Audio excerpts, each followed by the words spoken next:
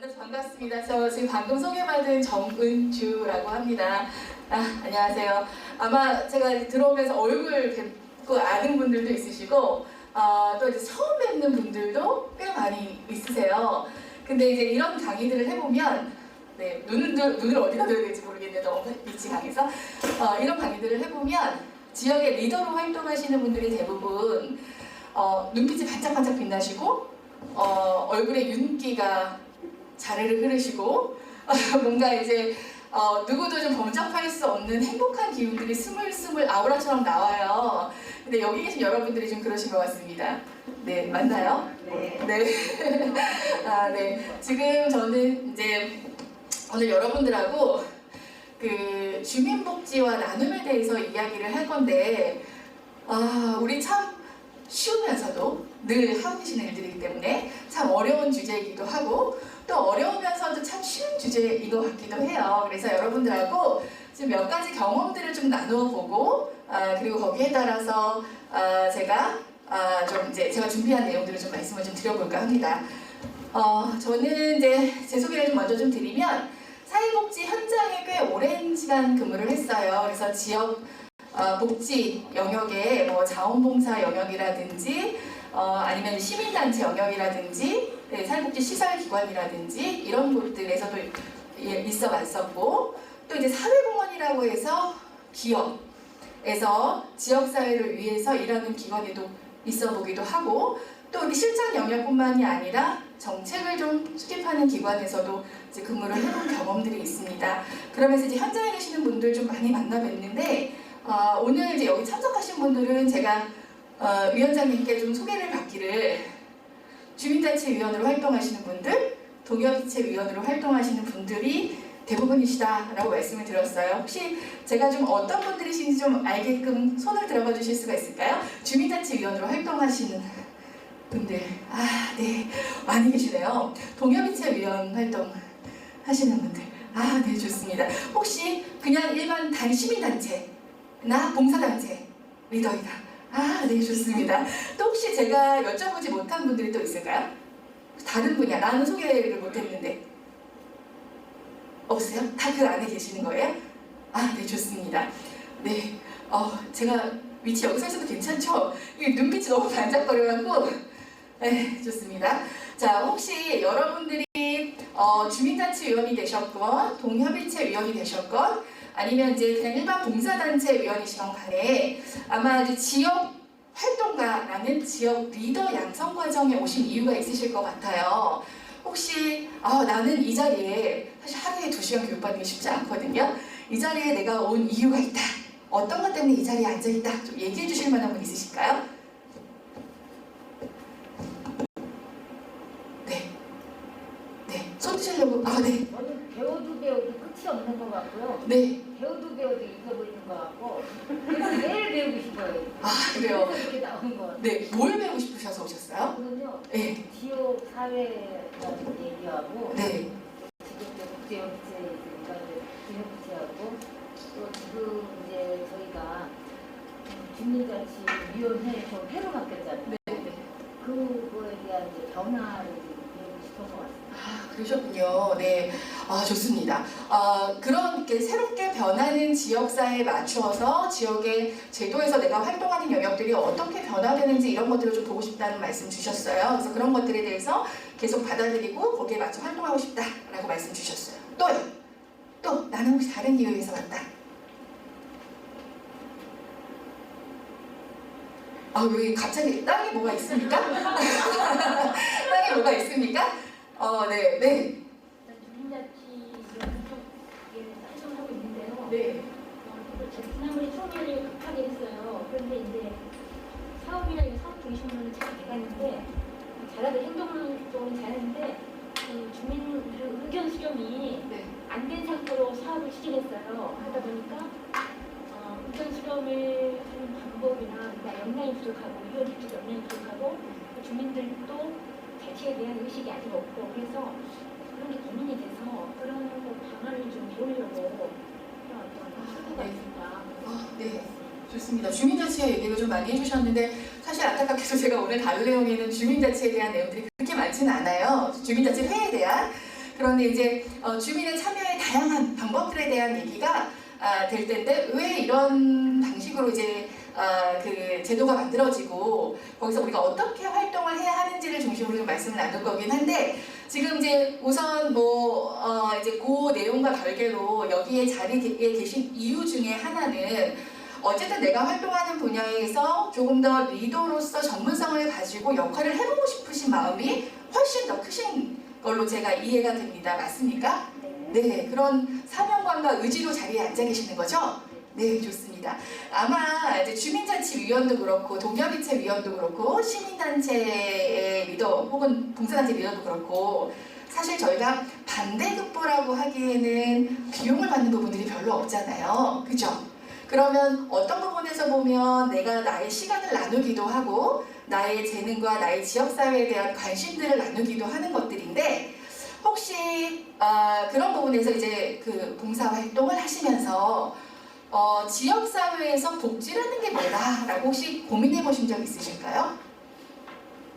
복지가 뭐다. 내가 생각하는 복지란 이런 거다. 제가 여러분들을 좀 더 알고 싶어서 여쭙습니다. 네. 네. 주민들의 생활을 좀 더 편하게 하는 거 아닐까. 저는 이제 주민자치 들어가게 된 계기가 이제 아버지 편차에서 가지고 휠체어를 이렇게 끌고 들어도 가는데 도로가 명명을 분명한 거예요. 그전에는 잘 몰랐어요. 그것도 자전거를 타면 저도 그걸 느끼겠고. 그래서 이런 거에 대해서 아버지를 통해서 뭔가 이런 좀 나은 방향으로 내가 느끼는 불편을 다른 사람을 느끼지 않게 할 수 있는 방법을 내가 좀 참여할 수 있을까 하는 생각으로 참여해요. 네.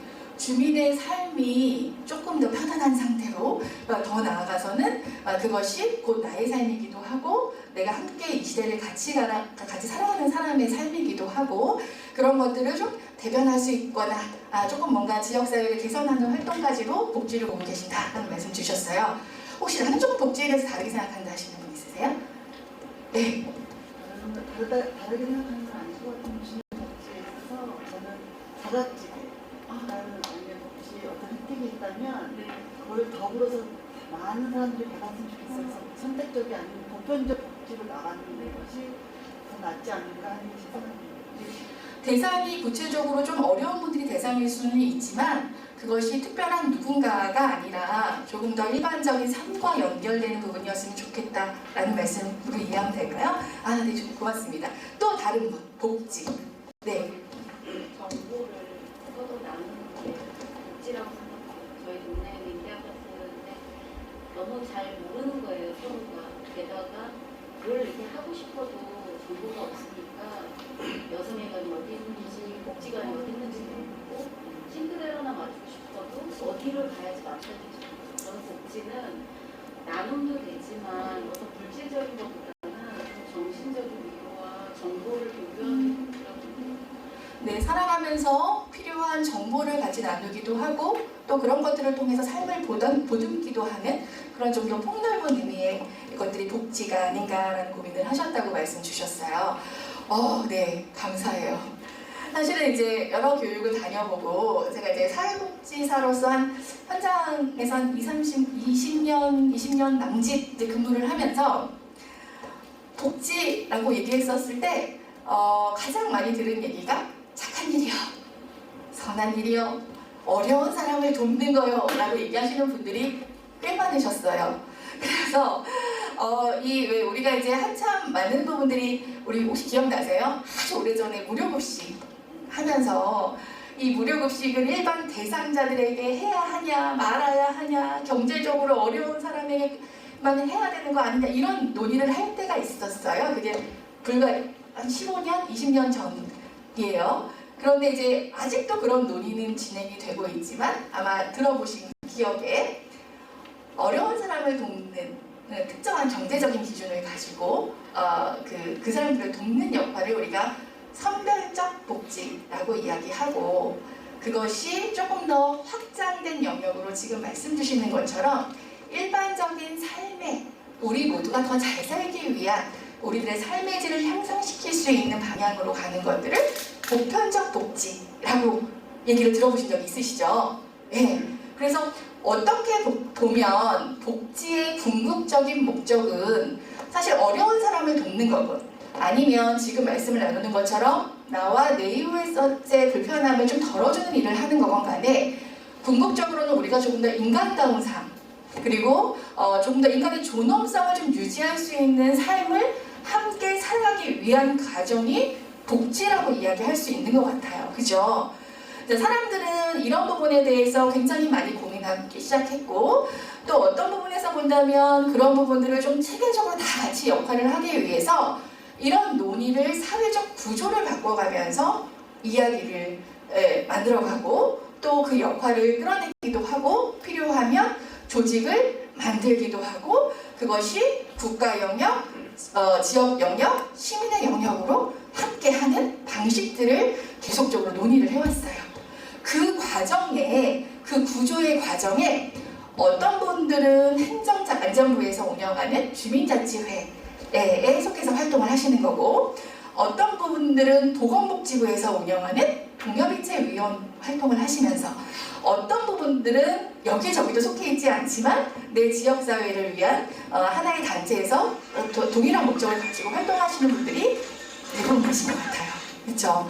그래서 어떻게 보면 각기 활동하시는 단체와 그 단체에서 논의되는 내용들이 조금은 다를 수 있지만 궁극적으로는 우리가 조금 더 나은 삶을 위한 복지를 실천하고 있는 분들이 여기에 모이지 않았을까 생각을 합니다. 네, 그 말에 혹시 동의하실까요? 네, 그럼 동의에 맞추어서 제가 오늘 준비한 내용들을 좀 이야기 나눠보도록 하겠습니다. 지역복지라는 부분이 이제 사회복지 영역에서 한 축이에요. 그런데 지금은 사실은 이제 복지의 영역이라기보다는 보장이라는 용어를 조금 더 많이 씁니다. 왜냐하면 인간다운 삶을 살기 위한 구조나 체계를 만드는 안전망의 개념이 조금 더 확장되기 때문이에요. 그래서 말씀하신 것처럼 그것이 지역사회에서 잘 이루어지려면 이게 이제 국가뿐만이 아니라 그 다음에 복지기관시설뿐만이 아니라 기업뿐만이 아니라 우리 지역 주민들이 함께 해야 되는 역할들이 계속 강조되면서 주민 참여를 할 수 있는 이렇게 구조와 체계들이 다양해졌기 때문에 그런 부분들이 어떻게 변화 발전되는지에 대한 내용들을 여러분들과 나눠보려고 합니다. 그래서 아마 아시는 내용도 있으실 거고요. 뭐 들어본 적 있어?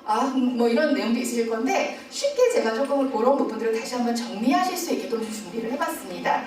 자, 그래서 국가에서 이런 복지 전달 체계를 좀 가져가기 위해서 우리가 이제 중앙정부 중심의 그 자치권을 갖다가 지방자치 쪽으로 전환이 되면서 이 지역복지라는 것들은 어떻게 연결이 됐는지 그리고 그런 이제 그 국가 운영의 방식에 따라서 이런 복지 영역의 전달 체계들은 어떻게 변화가 됐는지 그리고 그거에 따라서 복지가 그 대상을 바라보는 시각, 서비스를 하는 방식이 다 달라졌어요. 그래서 그런 것들은 어떤지 그래서 그 주민복지와 주민참여는 우리가 어떤 단계별로 할 수 있는지 그리고 그렇게 하기 위해서는 어떻게 기능과 역할을 해야 할 거고 또 그렇게 기능과 역할을 한 사례들을 좀 한번 좀 같이 살펴보려고 합니다.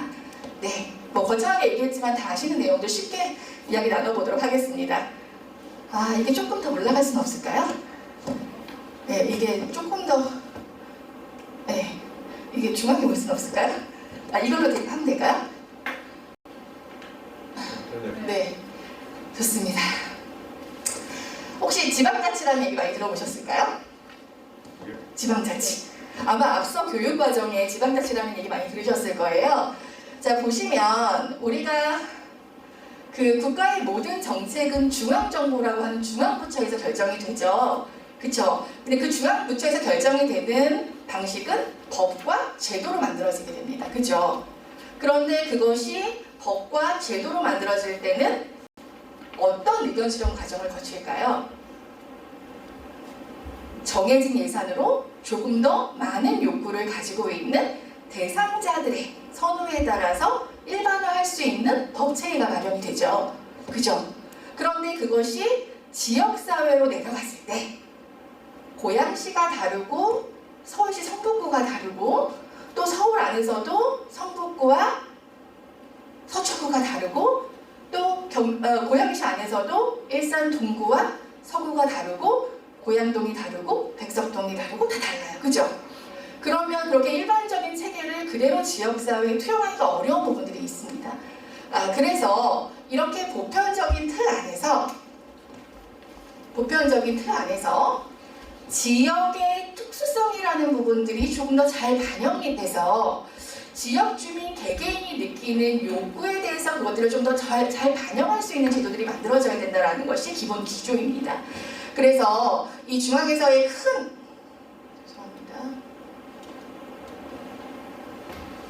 중앙에서의 큰 틀을 가지고요. 지방정부가 지역 주민의 의견을 들어서 이 의견들이 여기에 반영될 수 있도록 하기도 하고, 중앙정부의 기본 틀이 지방의 특색에 맞추어서 지역에 맞는 제도로 변환되도록 하는 것들이 이 지방자치제의 핵심입니다. 그래서 예를 들자면 사회복지 영역에서는 중앙정부에서 보건복지부에서 관리하는 사회보장기본법이 있어요. 그래서 여러분들이 말씀하신 것처럼 어려운 사람들을 돕는 복지뿐만이 아니라 주거, 문화, 환경 이런 여러 가지 영역의 욕구와 관련된 문제들에 어떠한 방식으로 누가 참여해서 사회복지 서비스를 제공할 건가 하는 기본 기조를 사회보장기본법에서 다룹니다. 그런데 그것이 지역에 내려갔을 때 큰 틀에서는 같은 관점과 방향을 가져야 하지만 고양시만의 특색이 입혀져야 되죠. 그래서 주민들의 다양한 의견들을 통해서 고양시만의 지역사회 보장 계획이 세워질 수 있게끔 고양시 지역사회 보장 계획을 세우도록 합니다. 이 지역사회 보장 계획의 핵심은 지역 주민들의 의견이 반영되는 것입니다. 네. 그리고 더 나아가서는 혹시 마을복지 계획이라고 들어보셨어요? 네. 그 고양시도 굉장히 넓어요. 제가 오전에 이제 시정연구원에서 자문회의가 있었는데 지금 이제 뭐 덕양구에 사시는, 그리고 덕양구 안에서도 어느 동에 사느냐에 따라서 복지 인프라, 복지 시설들이 다르게 나타나고 또 그 지역에서 원하는 서비스들이 다릅니다. 그런 것처럼 그 지역에 편차가 있을 수 있어요. 그렇기 때문에 그 지역의 욕구를 잘 반영할 수 있게끔 동단위의 마을복지 계획이 이루어지게 되는 거죠. 이런 것처럼 큰 기조 안에서 그 지역의 특색을 반영할 수 있게끔 하는 것들이 이 지방자치의 핵심입니다. 그런데 지방자치 핵심의 얘기를 들어보면 뭐가 기반이 돼요? 주민 참여. 그렇죠? 그러면 주민이 참여하려고 해요. 이런 선한 마음들이 있으셨어요. 그런데 주민자치제도, 동협의체, 복지단체 혹은 자원봉사단체들이 없다면 여러분들은 그 의견을 어떤 방식으로 참여하실 수 있을까요? 네? 민원이요. 네, 민원의 의미가 어떤가요? 굉장히 좀 부정적이죠. 네, 그런데 사실 여러분이 하시는 활동은 굉장히 긍정적인 활동으로 이해되고 있어요. 그런 것처럼 이렇게 주민이 참여하는 것들을 조금 더 긍정적인 문화로 확산하기 위해서는 이렇게 전달체계, 단체, 조직이라고 하는 것들을 좀 만들어서 여러분들이 참여할 수 있도록 도와주는 겁니다. 그래서 이 지방자치제는요, 주민의 참여라는 부분을 이끌어내기도 하고 거기에 따라서 그 주민 참여를 잘할 수 있게끔 사회복지 조직의 전달 체계를 전환시키는 역할들을 했습니다. 그래서 아마 꽤 오랜 동안 봉사를 하신 분들은 동주민센터의 이름이 동사무소부터 시작해서 굉장히 많이 변화가 됐잖아요. 복지사무소 얘기도 듣고 다 아마 아실 거예요. 그런 것들이 이러한 주민 참여를 좀 더 잘 끌어낼 수 있는 방식으로 변화된 것이라고 보시면 될 것 같고요. 그런 이유들에 대해서 저희가 좀 알아보는 시간을 갖도록 할 겁니다. 자, 주민의 의견을 듣는 이유는 뭐라고 말씀드렸어요, 제가? 네, 왜? 네, 주민이 참여하는 게 왜 중요해요? 네, 맞아요. 그 주민이 요구도가 굉장히 다양해지는데 그 요구도를 포괄적으로 다수결의 원칙에 의해서 일반화할 수 없기 때문에 그런 부분들의 독특성을 가져가기 위해서 이런 부분들이 진행이 되는 거고, 그것이 지방자치 중에서도 지역복지의 핵심이 된다라고 얘기를 드리는 겁니다. 자, 그래서 정책으로 세워져야만 뭐가 수반돼요?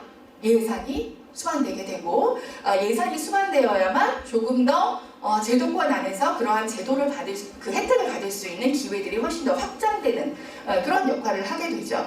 그래서 실제로 주민에게 필요한, 주민들이 살기 좋은 곳이다 라고 느낄 수 있는 그런 의미를 주는 것이 이 지방자치와 지역복지의 연계성이라고 보시면 돼요.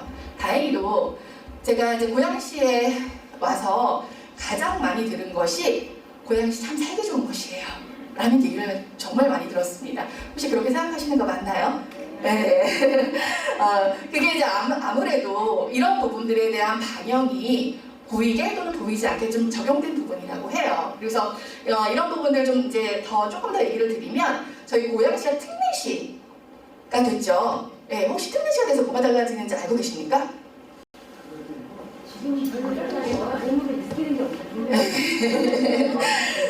좋아, 체감되는 게 있으세요? 버스카드 지원? 네. 또 있으세요? 그냥 특례시민으로서의 자부심이 좀 있으신가요? 아직은 없으세요. 자, 이게 지방자치라는 것이 이게 법적 형태와 행정적인 형태가 있어요. 그런데 중앙정부에서 법적 지위라는 것과 행정적인 지위를 어떻게 부여하느냐에 따라서 우리가 이 지방자치도 특별시, 광역시, 특례시 뭐 이런 식으로 이제 부여가 되는 거예요. 그런데 그 중에서 특례시, 우리 그 4개의 시군의 특례시는 무엇이 부여가 됐냐면 행정적인 영역에서의 일부 권한만이 부여가 됐어요. 그래서 사회복지 영역에서 부여가 된 게 뭐냐 하면 혹시 빈곤기준선이라고 들어보신 적 있어요? 네, 빈곤기준선이 뭐죠? 들어는 봤어요. 들어만 보신 게 아니시군요. 좋습니다. 뭐냐 하면 기초생활수급권자를 결정할 때 중위소득으로 결정하잖아요. 그 중위소득의 기준선이 대도시, 중소도시, 소도시가 달라요. 네, 그동안 고양시는 중소도시 기준이었어요.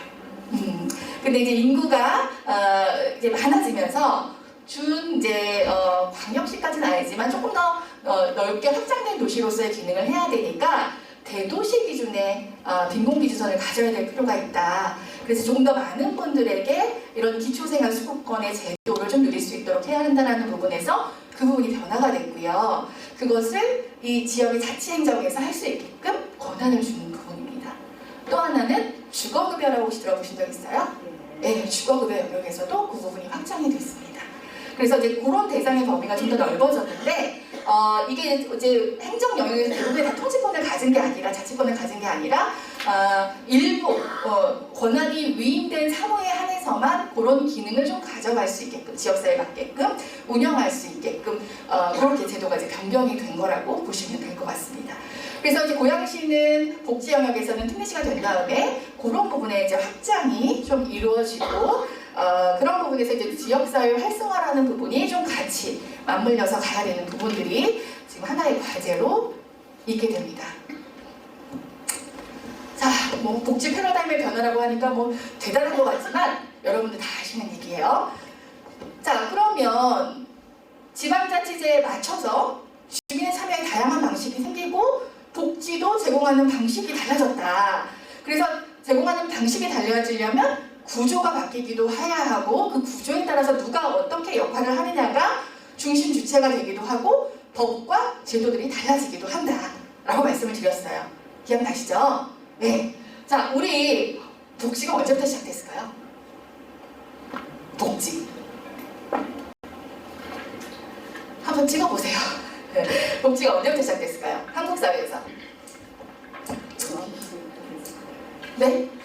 원시 시대부터 있긴 했어요. 네. 왜냐하면 이 사회복지라는 영역이 사실 신앙에서부터 출발한 거긴 해요. 그죠? 그래서 박애정신으로 따지면 그 전부터 있었고 왜 향약두레 이런 것도 사실 복지의 영역이긴 한데요. 본격적으로 이제 고양시가 아니라 우리나라가 이제 복지에 대해서 좀 더 들여다보고 그것이 굉장한 사회 문제가 돼서 제도를 만들기 시작해야 된다고 시작한 시점, 스타트가 된 시점이 언제부터였냐면 혹시 6.25 전쟁 기억하세요?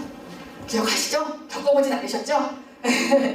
기억하시죠? 전쟁으로 인해서 굉장히 많은 고아가 발생했고 또 가족이 붕괴되기도 했고 그 다음에 사회가 붕괴되면서 일반적으로 직업활동을 통해서 사회에서 양립하거나 자립할 수 있는 구조가 완전히 무너져 버렸죠. 그리고 나서 그런 부분이 무너지다 보니까 어떤 문제들이 생겼어요? 폭력, 범죄 이런 부분들의 문제들이 굉장히 또 확산되기도 했어요. 네, 저도 겪어보진 않았습니다. 네, 좀 웃어주세요. 네, 겪어보진 않았습니다만 그러기 시작했습니다. 그때 혹시 왜 저도 이제 어렴풋이 기억이 나는데 그때 많은 도움을 주셨던 분들이 누구죠? 미국에서. 네, 왜 초콜릿 막 던지고 막 이런 것들이 꽤 많이 있었다 그랬잖아요. 근데 이제 그 당시에 굶고 힘든 우리나라 사람들에게 가장 많은 도움을 줬던 것들이 외국의 종교기관들이었어요. 네, 그래서 외국의 종교기관들, 지금 이제 여기 고양시의 홀트 같은 데들이 이제 외국에 계시는 분들이 한국에 오셔서 좀 그런 어려운 사람들을 돕기 위해 재단을 세우기도 하고 또 조금 더 이제 많은 도움을 줄 수 있는 그런 구조를 만들어 가기 시작을 했어요. 그런데 이게 민간이 하는 일은 유연함이 있죠. 왜냐하면 어떤 법과 제도의 기준에 있는 게 아니라 그 사람들의 얘기를 듣고 그 사람들의 어려운 부분들을 다 해결해주는 방식으로 진행이 돼요. 그렇죠? 근데 그런 외연기관들이 역할을 하다 보니까 어떤 문제가 생기냐 하면 우리 사회복지 현장에서 여러분이 활동하시는 현장에서 가장 많은 문제가 뭐예요? 중복 서비스. 그렇죠? 그러다 보니까 한정된 자원을 가지고 긴급한 요구가 있는 사람들도 있고 굉장히 더 많은 분들에게 서비스를 주어야 하는데 그런 부분에 한계가 있더라라는 부분들이 보여지기 시작한 거예요. 그래서 조금 더 정부가 그런 부분의 문제를 좀 해결하기 위한 노력들에 동참하게 됩니다. 그래서 맨 처음에 사회복지 영역은 그렇게 민간단체들이 3, 4, 5 이렇게 사람들을 돕는 것에서부터 시작을 했고 그래서 거기에서부터 좀 그들이 전문성을 갖기 위해서 민간의 사회복지 전문가들이 먼저 발생을 했고요. 조금 더 시간이 지나서 그것이 공공영역으로 제도화돼서 조금 더 그렇게 중복 서비스라든지 아니면 한정된 자원으로 대상의 범주를 좀 더 넓게 하기 위한 영역으로 확장이 됐습니다. 근데 그렇게 운영을 해보니 공공영역에서는 뭐가 있어야 된다고 말씀드렸어요. 법과 제도. 여러분들하고 정당회 같은 거 해보면 가장 많이 얘기하시는 게 이거 굉장히 어려운 분인데 예산으로 지원할 수가 없대요. 혹시 그런 경험들이 있으시죠? 네, 지역사회에서. 그래서 그런 부분들에 대한 것들을 어떻게 해결해야 되는지 공공재라고 하는 국가의 기본 정책과 자원으로는 한계가 있더라는 겁니다. 그리고 이제 국가가 이런 부분들을 좀 막기 시작했다는 건 세금을 걷어들일 수 있는 구조가 됐다는 거예요. 그죠?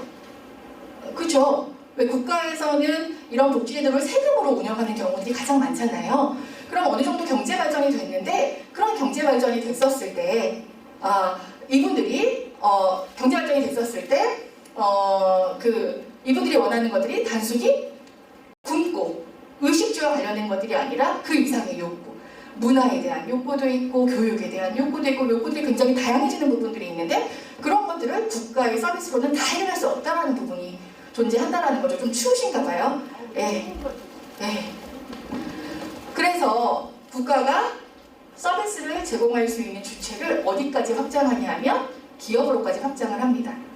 그래서 혹시 노인 장기 요양 서비스 혹시 경험해 보신 적 있으세요? 네, 듣기는 해보셨죠? 그 서비스를 보면 그게 이제 대표적인 사례여서 말씀을 드려요.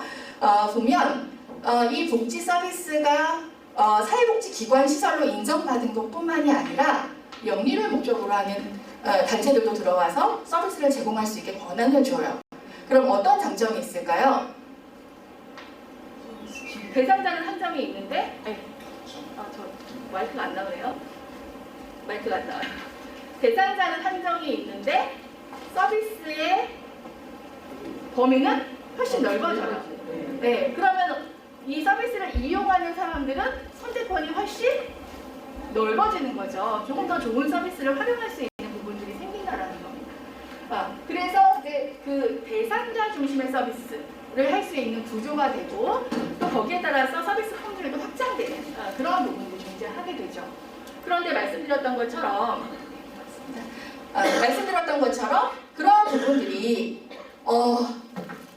중앙정부에서 혹은 지방정부에서 지원하는 것보다는 체계를 갖추기가 여기도 역시 사조직이기 때문에 어렵다. 그쵸? 그러니까 더 촘촘하게 그런 부분의 것들을 잘 지원하기 위해서 누구의 의견을 들어야 된다? 시민. 그래서 시민 스스로 자기들이 갖고 있는 지역사회 자원을 가지고 그 문제를 해결하기도 하고 또 그 문제에 필요한 자원을 확보하기도 하고 또 때로는 그 문제를 적극적으로 해결하기 위해 정책 기반을 하기도 하고 이러한 구조로 서비스 공급자들이 변화되기 시작했다라는 거예요. 그런데 그 구조 안에서 지방자치라는 부분이 굉장히 많이 작용을 한 부분들이 있고 사회복지 역시도 그런 지역사회의 운영 구조하고 맞물려서 발전되어 왔다라고 말씀을 드릴 수가 있습니다. 그래서 보시면 우리 과거 혹시 생활보호법이라고 기억하세요? 생활보호법.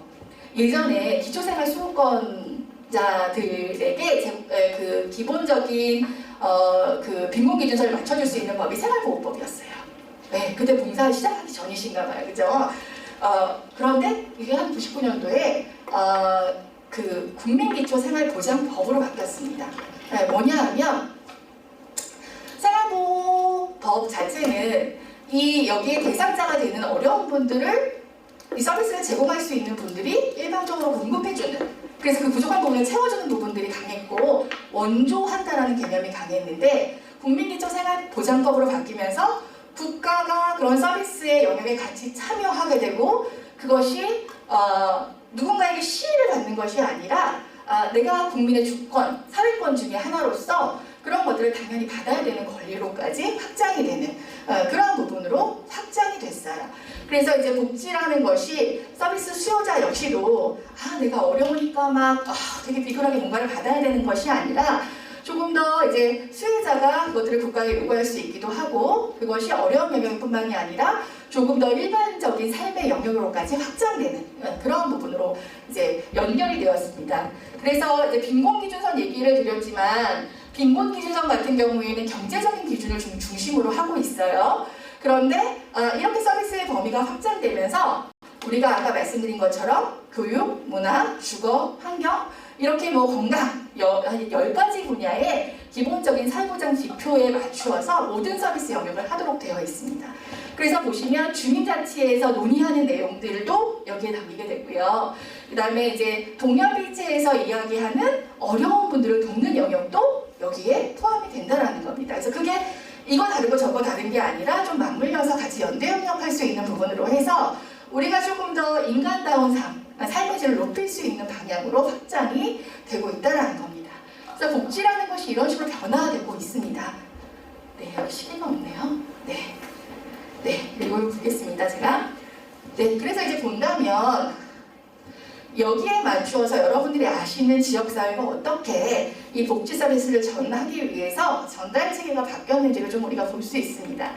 94년도 이전에는 사회복지, 지역복지라는 부분에 대해서 그냥 중앙정부 중심으로 갔어요. 그런데 말씀드린 것처럼 이제 95년부터는 혹시 보건복지사무소라는 기억하세요? 보건복지사무소? 지역사회에 동사무소 안에 보건복지과 팀 같은 것들이 있었어요. 그래서 보건과 복지 분야를 연결해서 그런 부분들에 대한 지원 서비스를 좀 확장해 주려는 노력들을 했습니다. 근데 대부분 이제 그때 진행된 것들이 왜 그랬냐면 보건 영역의 서비스와 복지 영역의 서비스를 보니 대상자가 중복되는 부분의 문제가 굉장히 강했고 그래서 근데 부처가 다르고 운영하는 팀이 다르다 보니까 이것들을 연결해서 좀 통합적인 서비스를 하려는 시도들이 있었습니다. 그게 잘 됐을까요? 네. 왜냐하면 부처 간 이해관계도 있었을 뿐더러 그리고 이 정보의 교류라는 부분들이 쉽지 않은 부분들이 있었고 서비스의 중복성이라는 부분의 문제도 계속 연결이 되어 있어요. 그리고 무엇보다도 여러분들 아마 이제 공감하실 수 있는 부분인데 이게 어디서부터 시작이 됐을까요? 민간 영역에서부터? 그렇지 않거든요. 공적 영역에서부터 시작이 됐어요. 그러면 이때 이 서비스를 제공하는 공무원들이 그만큼 훈련이 되어 있었느냐? 그렇지 않았다라는 거죠. 그래서 이게 5개 시군구에서 사회복지 전문 요원을 배치를 해서 진행을 했었는데 그냥 시범사업으로 그치게 되는 상황이 진행이 되고 한 2년 동안 운영이 됐습니다. 네, 고맙습니다. 네, 혹시 뭐 여기까지만 하고 싶으실까요? 아니면 쭉 여기 전단체까지는 좀 해보시겠습니다. 괜찮으실까요? 네. 자, 그래서 보면 이제 이게 소통이 잘 안 되니까 그 다음에 민간 전문가를 투입하기 시작합니다. 그게 2001년도, 2002년도에 지역사회 복지협의체라고 들어보신 적 있으세요? 지금은 보장협의체잖아요. 이때는 복지협의체. 그래서 보건영역과 복지영역이 잘 연결되도록 그 소통의 창구를 민간 전문가에게 맡깁니다.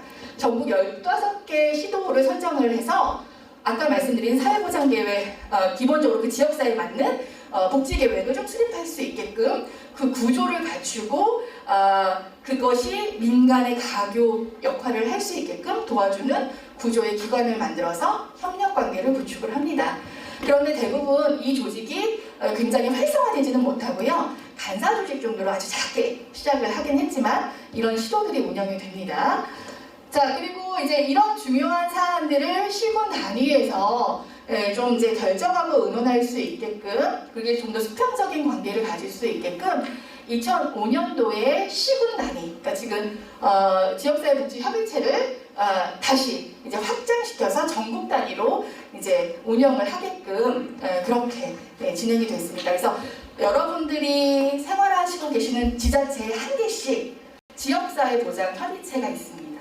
그래서 지역의 복지 계획을 수립하도록 하는 건데 오해하시는 부분이 있어요. 지역사회복지협의체는 하나의 사무국이 아닙니다. 뭐냐 하면 민도, 관도, 지역 주민도 한 자리에 모여서 지역의 문제를 논의할 수 있는 구조의 협의체입니다. 그래서 이제 이렇게 구조를 만들어서 그 역할들을 나눌 수 있게끔 하고 그 역할을 민간 전문가에게 맡겨서 그런 것들이 활성화될 수 있는 장을 열어놓은 것이다 라고 보시면 되고요. 거기에 체계를 갖추어야 하니까 실제 현장에서 얘기를 하는 분과 그 다음에 그거를 조금 더 고도화시킬 수 있는 실무협의체 그리고 그것들을 심의 의결할 수 있는 대표협의체의 민관 전문가들을 여기에서 역할을 할 수 있게끔 확장하는 구조를 만들죠. 자, 그런데 이거 이제 복지부에서 진행하는 것들이었어요. 그런데 보니까 이런 부분들이 이제 좀 더 행정적인 측면에서 체계를 갖출 필요가 있다라고 생각을 했고, 그래서 사회복지사무소라는 것들을 설치해서 시범사업을 좀 진행할 수 있게끔 했습니다. 그래서 9개의 시공구가 선정돼서 조금 더 이제 복지행정 전문가들을 양성해서, 왜 1차에서 실패했잖아요. 그러니까 한참 그때 사회복지 전문용어 같은 걸 많이 뽑았어요. 그런 분들을 훈련시켜서 이 사회복지의 영역들이 민간의 가교 역할을 할 때 같이 협력할 수 있는 구조를 만들고 그 행정의 구조를 그렇게 바꿔가는 작업들이 시작이 됩니다. 그리고 나서 조금 더 이제 행정적인 영역에서 이것이 찾아가는 혹은 주민생활의 원스톱 체제의 서비스를 할 수 있는 방식으로 시군구 주민생활 지원 서비스를 개편해서 행정체계를 개편했어요. 그래서 지금 주민생활지원팀 있죠? 이것들이 이제 이때 개편이 된 것들이 대부분 많고요. 이게 2007년도에 확대가 돼서 여기에 적합한 인력을 배치하고 이때부터 좀 달라진 것들이 뭐냐면 복지, 보건만 얘기하는 게 아니라 지금 이야기하는 주거, 환경 이런 여러 가지 영역의 8가지 분야의 지역사회 민생 문제들을 같이 원스톱으로. 왜냐하면 여러분들 생각해보세요. 사회복지 현장에 나가보시면 대상자를 만났을 때 대상자가 한 가지 문제만 갖고 있나요? 네. 굉장히 가난해요. 그죠? 그런데 그러면 아이가 교육을 잘 못 받을 가능성이 있고 위생 상태에 문제가 있을 수 있고 가족들이 가족폭력에 시달리는 경우도의 빈도수가 훨씬 높아요. 자, 이건 한 가지 영역에서만 해결할 수 있는 부분이 아니기 때문에 그런 것들을 한 번에 다 해결할 수 있는 서비스를 행정체계를 개편해서 진행을 하겠다라고 얘기를 합니다. 그런데 기존의 사회복지 서비스와 운영부처가 다르다 보니까 충돌이 되게 되는 부분들이 있고, 이것이 이제 공무원 조직 사회라는 것이 행정직들이 먼저 자리를 잡았잖아요. 다른 직렬이 들어오는 거에 대한 인사 조치에 구조에서 좀 더 이렇게 우선순위를 좀 줄 수 없는 구조가 되다 보니까 상위 조직에서 논의할 수 없는 구조가 돼서 좀 어려움을 겪게 되는 그런 문제들이 생겼습니다. 그래서 나중에 이제 2009년도에 이런 서비스를 하나로 좀 통합을 했어요. 그래서 주민생활 지원 서비스하고 지역사회 복지협의체의 기능을 같이 합칩니다.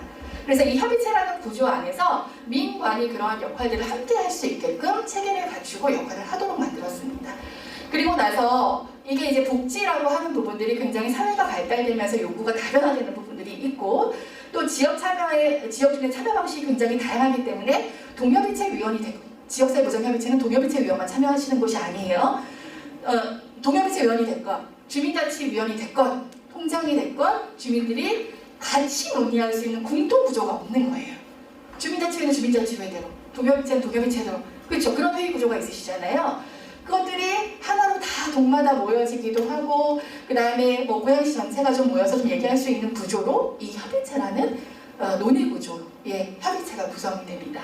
그게 복지에서 보장으로 확장이 돼요. 그런데 이 시기에 굉장히 국가상에서 사회보장법이라는 부분으로 이제 법이 개편이 됐고 그 개편이 된 부분이 이런 것들을 좀 지원하도록 하는 부분들이 함께 만들어졌고요. 그리고 이제 그런 부분에서 누구를 대표로 하기가 좀 어려운 부분이 있다 보니까 동단위의 협의체를 만들게 됩니다.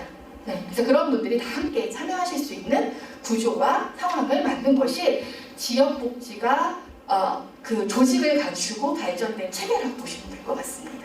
여기까지 이제 복지전달 체계의 과정에 대해 살펴봤고요. 제가 조금 늦게 오긴 했지만 그래도 2시 5분에 다시 좀 시작을 하도록 하겠습니다. 제가 진행하도록 하겠습니다. 초조히 들어오시는 분들 들어오시고 그래서 이제 앞에서 좀 설명을 드렸는데 좀 정리해 보자면 이런 이제 그 전달 체계가 변화하는 과정에 맞추어서 우리가 서비스를 해야 되는 대상자를 바라보는 시각이 달라졌다고 말씀을 드렸잖아요. 그걸 이제 아까 말씀드린 법 시각에서 보면 초기에 어려운 사람들을 돕겠다고 세운 생활보장법에서는 공급자가 중심이 됐어요. 서비스를 제공하는 사람. 그래서 어려운 사람들은 잘 먹고 잘 잘 수 있도록만 도와주면 밥을 주건 빵을 주건 크게 개의치 않았다라는 거예요. 주기만 하면 감사한 거죠. 그래서 원조한다라고 생각을 했었고 최종 생활을 보장해서 그냥 이렇게 일정 수준의 삶 정도만 유지하면 된다라는 관점이 강했다면 99년도에 기초생활보장법이 바뀌면서 대상자가 중심이 된 거예요. 대상자의 욕구가 중요해졌고 그 욕구라는 것이 한쪽의 영역만 있는 것이 아니라 복합적인 욕구들을 다 다뤄야 한다고 생각을 했고 그것이 국가가 국민의 존엄을 다루기 위해서 당연히 해야 되는 국민의 하나의 사회적인 권리로서 인정하기 시작을 했다는 거죠.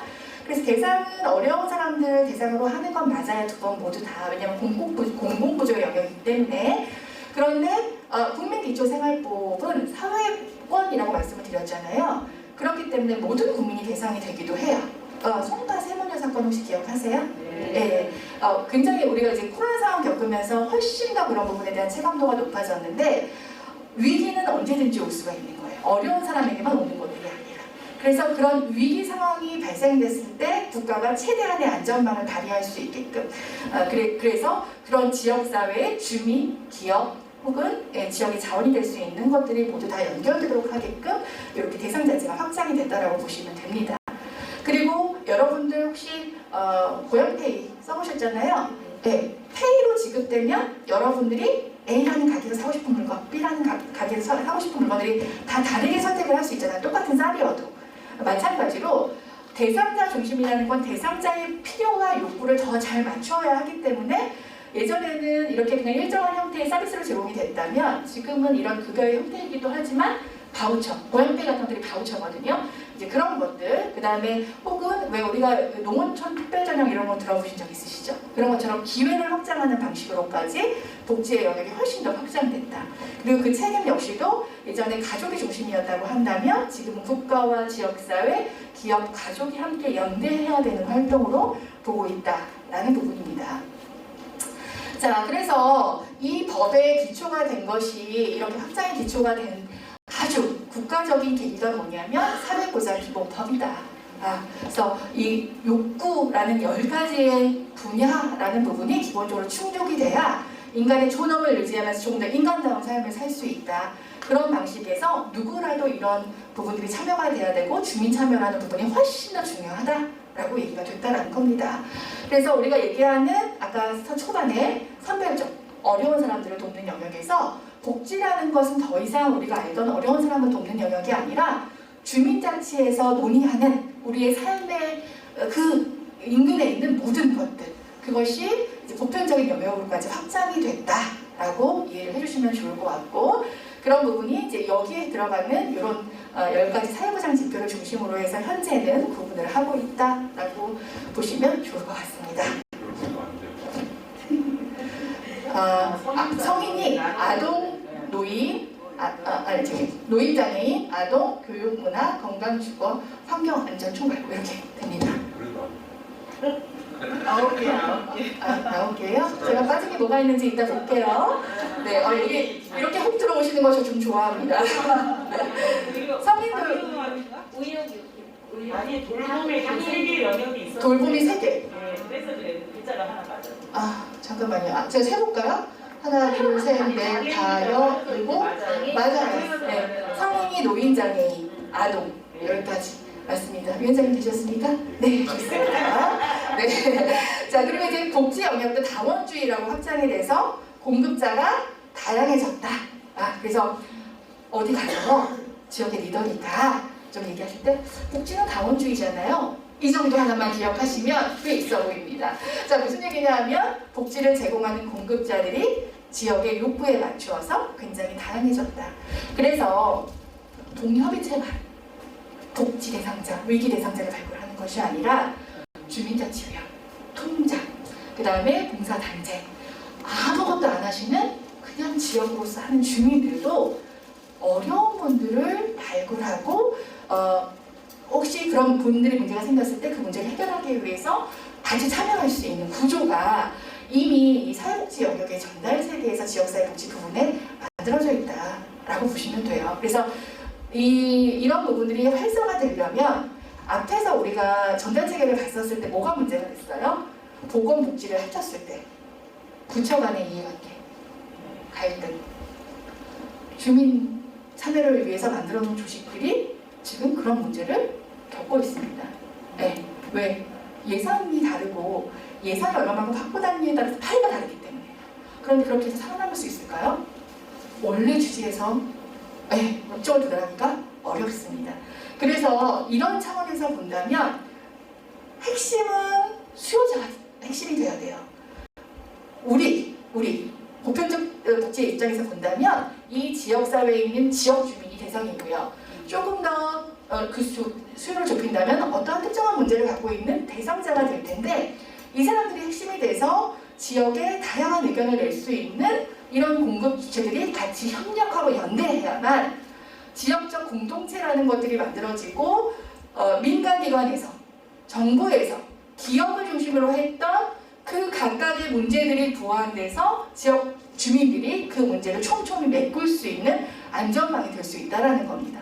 그래서 복지냐, 보장이냐, 자치냐를 따질 것이 아니라 각각의 부처에 맞게끔 주민 참여의 그 방식이 만들어진 조직 내에서 그 역할을 조금 더 잘할 수 있는 부분의 역할을 담당하시면서 연대, 협력해야만 주민 참여라는 부분들이 굉장히 활성화될 수 있다.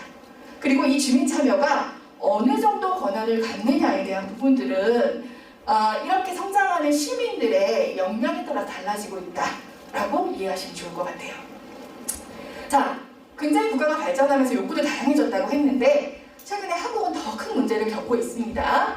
이게 뭐 한국의 문제만은 아닐 수 있습니다. 가장 크게 이슈가 되는 것들이 고령화, 더 이상 생산 주체가 없는 거예요. 그래서 예전에는 피라미드 모양으로 젊은 인구층이 훨씬 많았다면 지금 역피라미드 모양으로 생산의 주체가 없어지는 부분들이 생겨요. 그러다 보니까 국가가 경제적으로 성장하기 어려워지고 또 이제 실업 문제도 크게 발생하는 부분들이 있으니까 국가의 재정으로 운영되는 복지 영역은 훨씬 더 위축될 수밖에 없죠. 그러니까 이 사회가 제대로 자리를 잡기 위해서라면 이 지역사회에 살고 있는 시민들이 중심이 되어야 할 수밖에 없는 구조가 되고 있습니다. 우리 가계부채 그 부채 얘기 들으셨죠? 금리 계속 오르고 있고 1,700조 원의 어떤 부채들이 지금 존재하고 있고 그리고 이제 복지 재정도 계속적으로 이제 그 선별적 복지로 계속 지원하는 방식이었잖아요. 성장과 맞물리지 않고 그러다 보니까 그런 부분들도 재정의 악화가 오기도 하고 그럼에도 불구하고 부익부 빈익빈의 문제는 계속적으로 더 심해지고 있고 그러면서 이제 코로나를 겪으면서 이런 부분의 문제가 훨씬 더 극도로 양극화되는 문제가 굉장히 높아지고 있고 또 1인 가구들이 그냥 구독사하는 문제들도 굉장히 커지게 되는 문제가 더 맞물려 있습니다. 그래서 지금 말씀드린 이제 주민 참여라는 것이 굉장히 중요한데 이게 이제 이런 고민들을 할 거예요. 주민 참여는 뭐고 주민 자치는 뭐고 거버넌스는 뭐고 동료이체는 뭐고 그죠? 근데 이제 포괄적으로 이야기하자면 중요한 것은 여기에서의 핵심은 주민 참여입니다. 아까 이제 우리 송 선생님께도 말씀하셨는데 민주시민 이라는 부분이 사실 다른 게 아니라 내가 중심이 되는 내 지역사회에 내가 주인이 되는 거예요. 그래서 내가 주인이 됐었을 때 조금 더 아껴 쓰게 되고 조금 더 배려하게 되고 조금 더 크게 사고하게 되잖아요. 그 지역사회를 그렇게 함께 만들어가는 것이 주민 참여가 기반이 된다라고 보시면 됩니다. 그래서 그 주민 참여의 기반을 만들도록 하는 것인데 이제 그 시기와 정부의 기조에 따라서 생산적 복지를 우선으로 할 거냐 아니냐에 따라서 이제 주민이 자생적으로 그 공식적인 문제를 해결할 수 있는 단체를 결정하고 지자체 같은 것들이 되겠죠. 거기에 뭐 권한을 위임하고 뭐 이런 방식으로 갈 거냐 아니면 시민 스스로 거기에서 역할을 하도록 할 거냐 아니면 중앙정부에서 요구하는 부분들을 어디까지 수용하고 그냥 알도록 하는 역할까지 할 거냐 그런 단계에 따라서 좀 달라진다라고 보시면 돼요. 그래서 주민참여, 주민자치가 사실 다른 얘기는 아니지만 용어상으로 본다면 주민참여가 조금 더 확장된 개념, 그다음에 주민자치는 이제 영국과 미국에서 발달한 개념으로 지방자치의 개념에 맞물려서 주민이 좀 주도하는 자치권의 삶을 좀 강조하는 개념이라고 이해를 해주시면 좋을 것 같아요. 거기에 기반이 됐기 때문에 주민자치회, 주민자치위원회가 발전이 된 거라고 보시면 좋을 것 같습니다. 자, 근데 최근에는 그런 용어보다는 거버넌스라는 용어를 많이 써요. 혹시 거버넌스라고 들어보신 적 있으세요? 네, 주민이 통치하는 삶, 주민이 주인 되는 삶을 이야기하는. 그래서 이제 아까 협의체라는 구조를 보면 뭔가 내가 지역사회에 나와서 뭔가를 제안하기도 하고 그것을 정책으로 입안할 수 있게끔 과정에 참여하기도 하는 이런 이제 민관 지역 주민이 가교 역할을 하는 이러한 구조를 우리가 거버넌스라고 이야기합니다. 그래서 이 거버넌스의 핵심은 시장이나 아까 이제 기업이 들어와 있는 건 시장이라고 해요. 시장이나 아니면 이제 정부 중심의 주도가 아니라 시민이 내 지역 사회를 돌아보고 그 지역 사회에서 있는 문제들을 정책으로까지 입안할 수 있게끔 역할을 하는 시민 공동체 중심의 협치, 통치를 거버넌스라고 이야기합니다.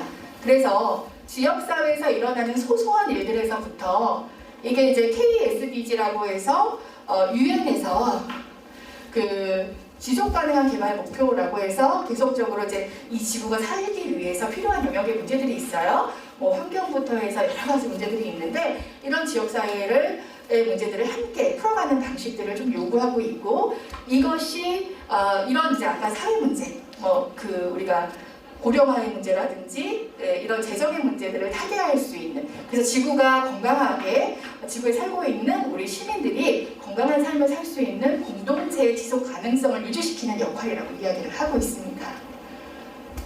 자, 주민 참여의 방식 여러 가지가 있어요. 자, 아른스테인이라는 학자가 이야기한 건데요. 8가지 단계로 이야기를 할 수가 있습니다. 자, 개념은 좋아요. 주민 참여도 좋고요. 주민 자치도 좋고 거버넌스도 좋습니다. 그런데 여러분은 어느 위치에 와 계신가요? 한번 좀 고민을 해볼 필요가 있습니다. 아무리 좋은 개념과 조직이 있더라도 리더가 깨어있지 않고 시민 리더가 깨어있지 않고 사고가 확장되어 있지 않다면 이 그냥 구조만 있을 수 있는 그런 환경들이 있다는 겁니다. 주민 참여는 크게 3가지 꼭지로 나눌 수 있어요. 비참여, 형식적인 참여, 그 다음에 주민의 권력이라는 부분을 이야기할 수 있고, 주민의 권력이라는 부분이 거버넌스와 주민자치에서 이야기하는 부분입니다. 자, 그러한 부분에서 본다면 그냥 한번 좀 볼게요. 비참여는 조작이라는 단계가 있어요. 혹시 좀 누가 읽어 보이세요 혹시? 안 보이시죠? 자료가 있나요? 네, 좀 읽어봐 주실래요? 첫 번째 단계, 조작이라는 단계가 뭔지. 네, 선생님도 좀 읽어봐 주실래요? 1단계, 조작. 행정과 주민이 서로 간의 관계를 확인한다는 것에서 의의를 찾을 수 있으며 공무원이 일방적으로 교육, 설득시키고 주민은 단순히 참여하는 경험해 보신 적 있으시죠? 네, 이건 비참여입니다. 참여하고 있는 듯 하나 거버넌스와 주민 참여에 해당되지 않습니다. 네, 깨어 있으셔야 합니다. 자, 두 번째, 치료라는 단계에 있습니다. 혹시 그 옆에 읽어봐 주시겠어요?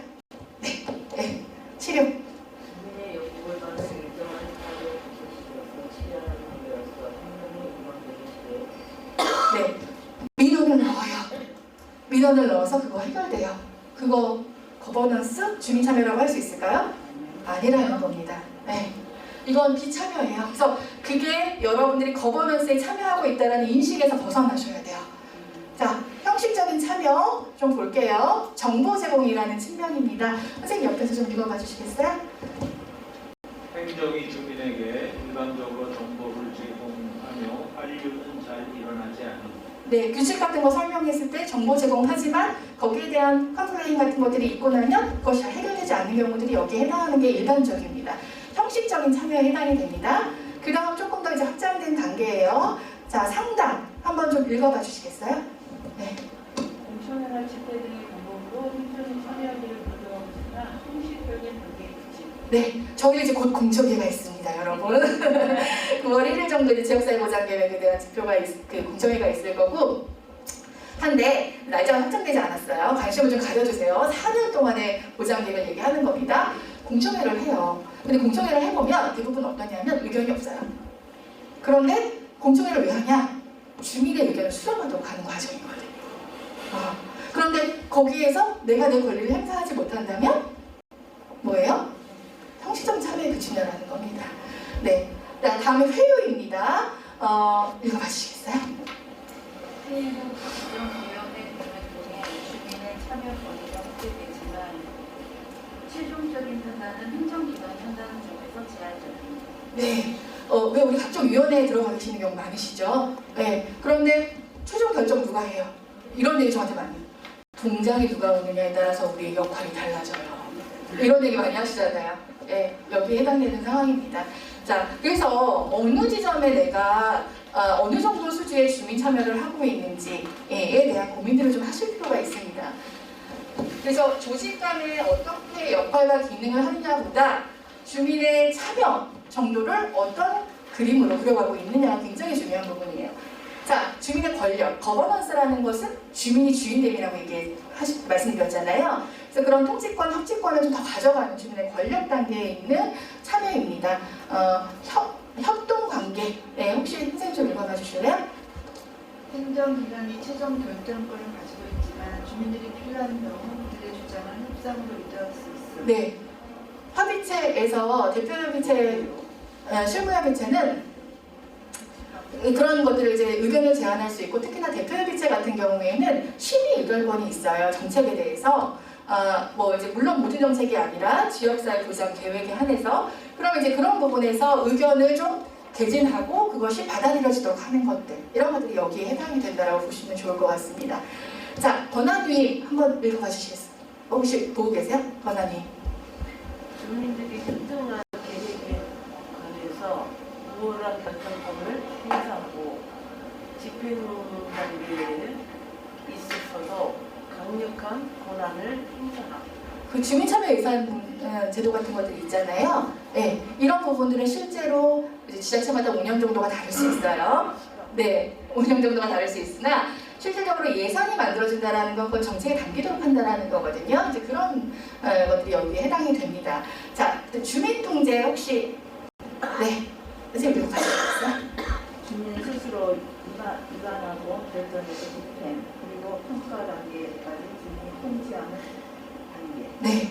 그래서 실제적으로 어떤 지역사회에 이해관계가 있고 문제가 있었을 때 실제적으로 주민이 거기에 정책 입안 과정에 참여해서 그런 의견들을 개진하기도 하고 정책에 입안하는 단계까지 함께하는 과정들이 여기에 해당이 됩니다.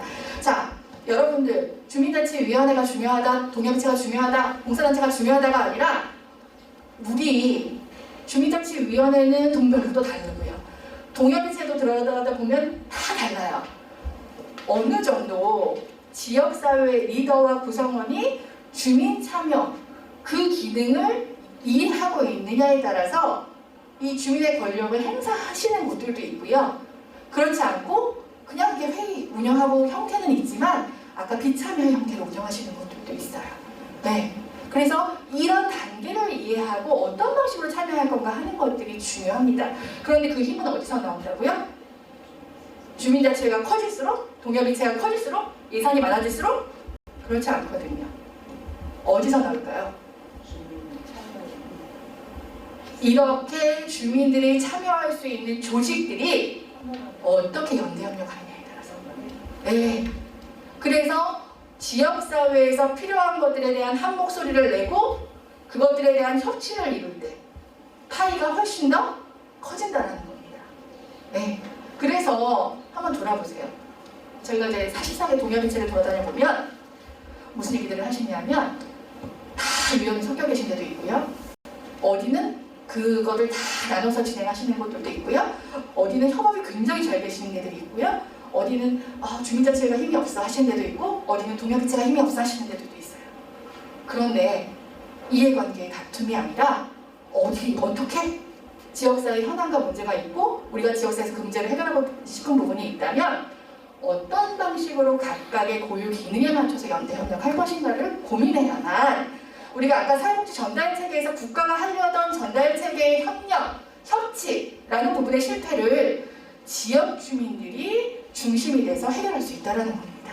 그래서 이런 과정에 여러분들이 참여하고 계시는지 만약에 그렇지 않은 단체들을 그래서 우리가 우위를 점하고 있는 조직이라면 그렇지 않은 단체들을 어떻게 협력시킬 것인지 아니면 그 우위를 점하고 있지 못한 조직이라도 우위를 점하고 있는 조직하고 어떻게 연계 협력을 할 것인지 각각의 고유의 기능과 장점들을 가지고 협력하는 방식들을 찾아야 주민 참여, 주민 자치, 거버넌스라는 부분들이 원활하게 이루어질 수 있다는 얘기를 꼭 드리고 싶었습니다. 네. 자, 조직들에 대해서 그러면 우리 같이 친하게 지내볼까? 라고 얘기하려면 알아야겠죠. 그죠? 네. 그래서 조금 이제 간략하게 설명을 좀 드릴게요. 주민참여 예산제도는 지방재정법에 의해서 시행이 됐습니다. 행정안전부에서 진행하는 거고요. 2011년도에 도입됐고 주민의 예산 참여, 예산 집행에 관한 과정들에 대해서 좀 의견을 발현할 수가 있습니다. 그럼 지자체마다 운영 방식이 조금 다릅니다. 권한을 어느 정도 주느냐, 시민이 깨어있느냐 정도에 따라서 권한의 정도가 달라진다는 겁니다. 자, 시지역사회보장협의체 2005년도에 시작이 됐어요. 보건복지부에서 운영하고요. 사회보장급여법에 기반합니다. 지금 말씀드린 것처럼 4개년 기본계획에 대한 심의 의결, 협의할 수 있는 기구예요. 그래서 그 실무협의체, 실무분과 대표협의체에 민간 조직과 지역 주민이 들어가 있습니다. 자, 주민자치회 2010년도 시작이 됐고요. 지방자치분권 및 지방행정체계 개편에 관한 특별법, 지방자치법에 의해서 만들어졌고 행정안전부에서 운영하고 있고 주민총회, 주민의 자치활동, 그 다음에 주민자치센터 같은 것들을 운영할 수 있는 권한이 있어요. 제가 봤을 때 굉장히 복지 영역보다 훨씬 더 넓은 영역들을 갖고 있어요. 그리고 인프라도 더 많이 하고 있어요. 왜냐하면 행안부에서 운영을 하기 때문에. 그런데 복지에서 좀 더 디테일하게 있는 이런 기관들과 협력하는 건 중요하죠. 그죠? 네. 그 다음에 사회보장급여, 동지역사회보장협의체 2015년도 시작이 됐습니다. 사회보장급여법에 의한 부분이고 보건복지부에서 진행하고 있고 위기가구 발굴 지원 이런 핵심 업무를 하고 있습니다.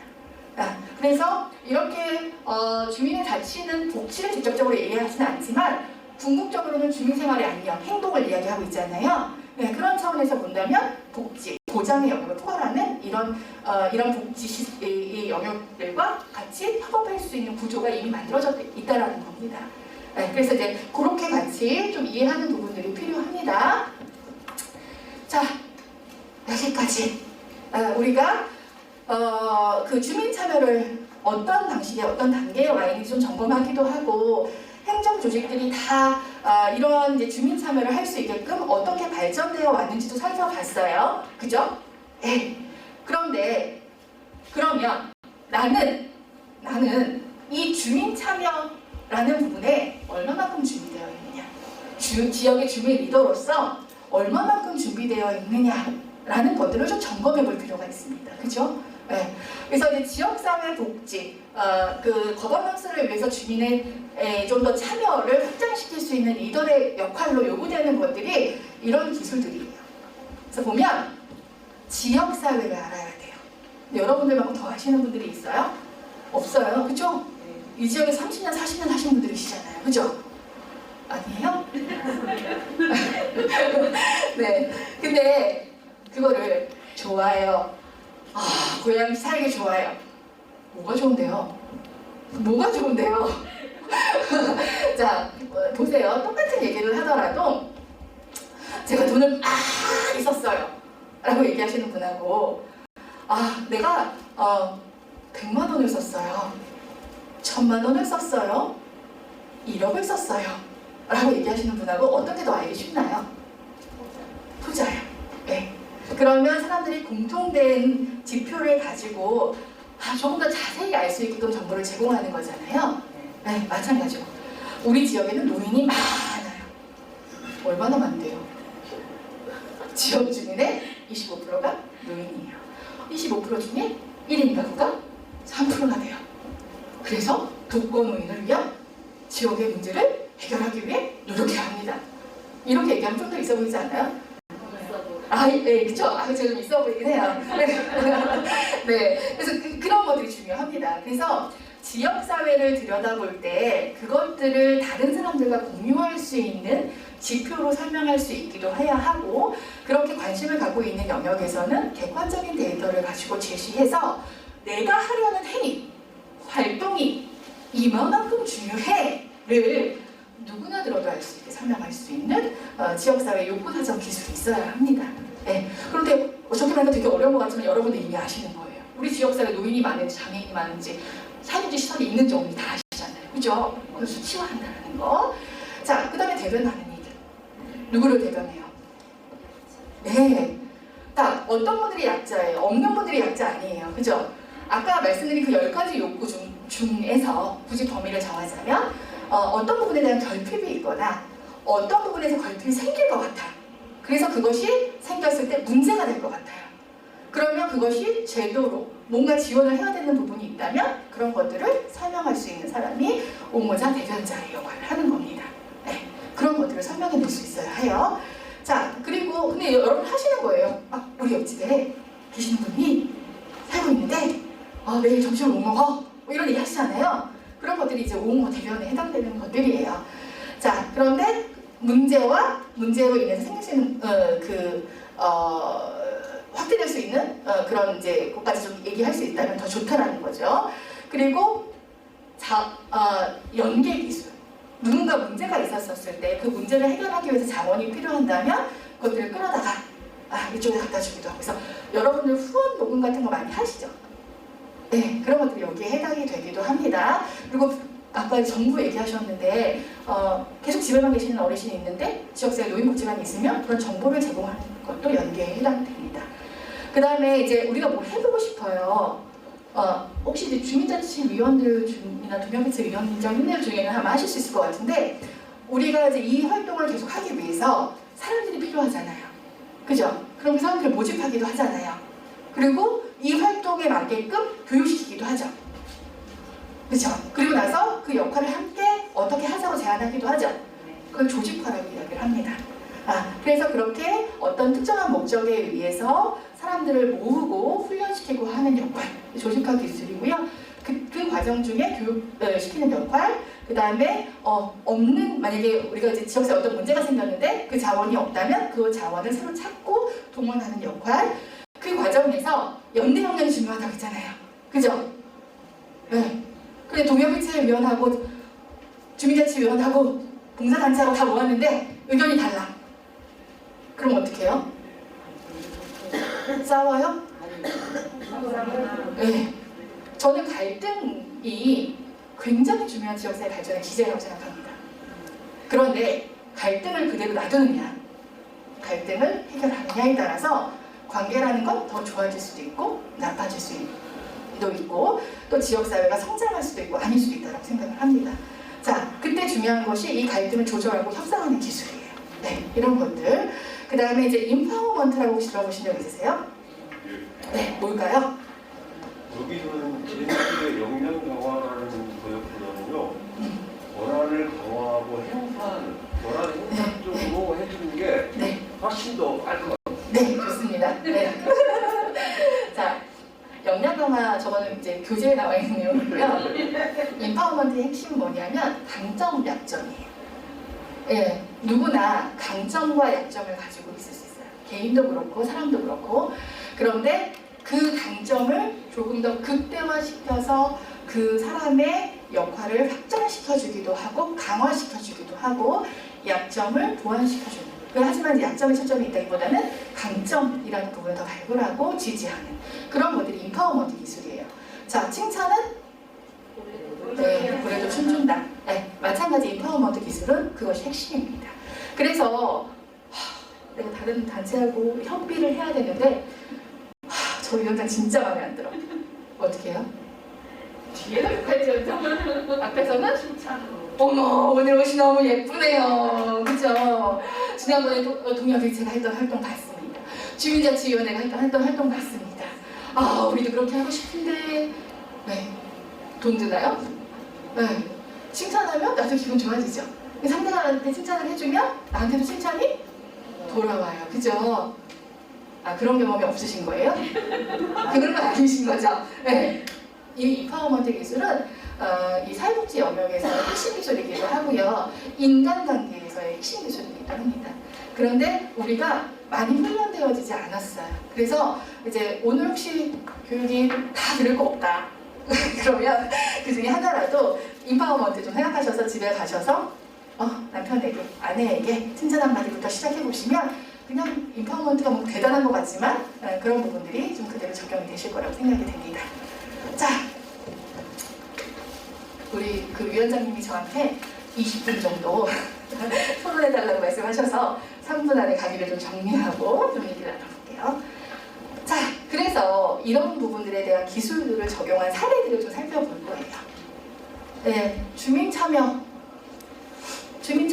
통해서 주민이 조금 더 살기 좋은 삶을 만들어가는 방식은 다양하다고 아까 그런 기술들이 필요하다고 말씀드렸습니다.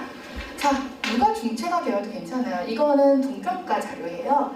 그래서 보시면 어느 행정복지센터에서 그냥 자체적으로 일을 해결한 것이 아니라 지역사회에 있는 다른 단체들과 지역사회 문제를 함께 해결한 그런 사례입니다. 그래서 이제 이웃이 이웃을 돌보는 마을공동체라고 해서 독거 어르신 햇빛골 모닝 서비스를 하셨대요.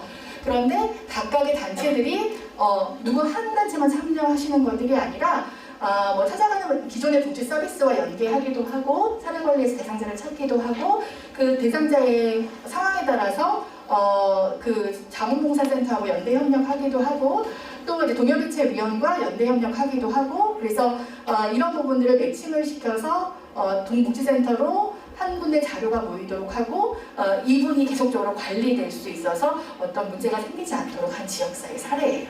여기서 핵심 뭘까요? 네? 네. 연결. 또 이거 자체로 조직화. 네. 또 대상자가 있잖아요. 대상자 발굴. 또 대상자와 이 부분에 대한 것들이 조직화되기 전에 무엇이 진행이 됐을까요? 네. 지역사회에 이런 문제가 있대. 어느 정도로 한 달에 3건씩 독거사가 발생할 정도로 심각하게 뭐예요? 지역 집단. 그죠? 그래서 이런 문제를 우리가 같이 해결했으면 어때? 권유하는 거잖아요. 연대협력. 그런데 이런 문제를 어떻게 해결할 건데? 기존의 사례를 보니까 이런 것들이 있대. 뭐 하는 거예요? 교육. 여러분 새로운 거 아니죠? 다 하시는 거죠? 네. 이걸 어떻게 체계화할 거냐라는 것이 중요하고 이 체계화 과정에 누가 앞장설 것이냐라는 부분이 중요하다는 거예요. 그래서 여러분들이 생각하는 이제 지역사회 문제가 있다면 그걸 이런 방식으로 풀어갔으면 좋겠다라는 걸 아까 제가 말씀드렸던 몇 가지 기술들을 가지고 체계화시키면 여러분들이 기존에 하시던 것들을 체계화시킨다고 생각하시면 돼요. 그런 것들이 이제 이게 거버넌스의 주체. 여기서 얼마만큼 시민 리더가 역할을 하느냐에 따라서 주민 참여라는 부분이 더 얘기될 수 있는 거기도 하고 관주도로 된다면 이거는 주민 참여라기보다는 그죠? 뭐예요? 지역 사회 중심의 관 중심의 프로그램이 될 수도 있고요. 그래서 권한과 역할에 따라서 이런 체계를 갖추는 것이 중요하다는 겁니다. 자, 이거는 이제 문제가 발생했어요. 이것도 이제 여기까지 하는데 이제 외부로 나가면 안 될 수도 있는데 그래도 텔레비전에 나와서 보니까 저작능력증을 가지고 있는 할아버지가 계셨어요. 지역사회에. 그래서 이 대상자를 사례관리에서 발굴했어요. 그런데 이 저작능력증을 가지고 있는 이 상황을 해결하려면 뭐부터 해야 돼요?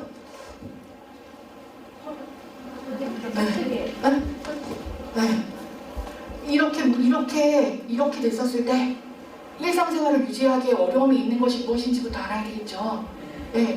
그럼 이걸 치우는 게 중요하다. 1번. 2번. 위생상태에 문제가 있더라. 그래서 건강상의 위협을 받고 있다. 건강상의 문제가 있는지 없는지 어디하고 연계해요? 병원. 또 이분이 이런 감염증이 있는 게 외부에 어떤 이분과 함께 사회 참여를 좀 도와줄 수 있는 기능이 전혀 안 되기 때문이다. 그러면 이런 거 다 치워도 다시 원상태로 돌아갈 상황이 된다. 그러면 누가 연결돼야 돼요? 뭐 정신과 의사가 연결돼야 될 수도 있고 그런 진단이 필요한 거죠. 그리고 이것들을 함께 해결할 사람을 모집하고 그 모집에 대해서 누가 역할을 할 건지 나누고 그쵸?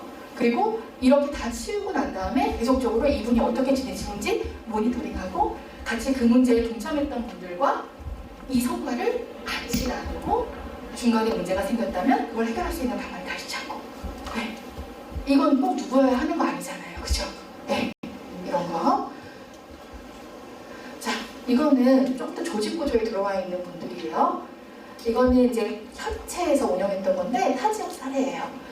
자, 여기는 지역사회에서 사회 참여 세대 교류라는 게 굉장히 극심한 양극화의 문제가 되고 있는 지역이었어요. 그래서 세대 교류, 사회 참여를 하기 위해서 여기 써있네. 동화작가 양성 프로그램을 진행을 했어요. 근데 이 동화작가라는 것은 대상자는 아이이고 그 다음에 동화작가로 참여하는 거는 어르신 세대. 그래서 그 가교를 누가 했어요? 민간 사회복지기관시설들이 해주었어요. 그런데 이거를 같이 하려면 아까 얘기한 대로 우리 지역사회에 양극화로 인해서 어떤 문제가 발생되고 있어. 아이들은 어떤 문제가 있는데 그 문제를 연결시켜주면 어떻게 되겠구나 라는 부분들에 대한 얘기가 있었겠죠. 그걸 협의기구에서 모여서 이야기를 나누었어요. 그리고 그런 부분에서 강사가 필요한데 돈이 없네? 그러면 펀딩을 받을 수 있는 연결고리를 찾는 것들이 중요했죠. 그런데 이 협의체라는 구조 안에 들어와 있으니 그런 것들을 관조직에서 해줄 수 있는 거예요. 그래서 사업계획을 가지고 관조직에 이 사항을 설명하고 예산을 펀딩을 받아달라고 했어요.